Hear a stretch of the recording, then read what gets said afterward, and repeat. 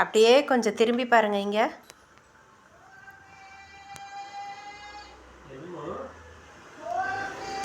எங்கே பார்த்துட்ருக்கான் பாருங்க. என்னம்மா வேணும்? என்ன செய்கிறார் அப்பா?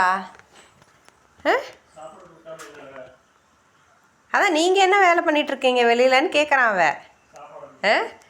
அப்போ நான் இங்கே இருக்கேன், என்ன பார்க்கல. இங்கேருந்து அப்பா வெளியில் தான் பார்வை. ஏன் பாப்பா?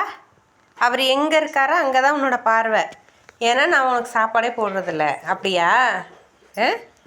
ம் அப்படியா? ம் நீ பாரு, என்ன பாரு, என்ன பாரு. கொஞ்சம் என்னன்னு தான் கேளுங்க.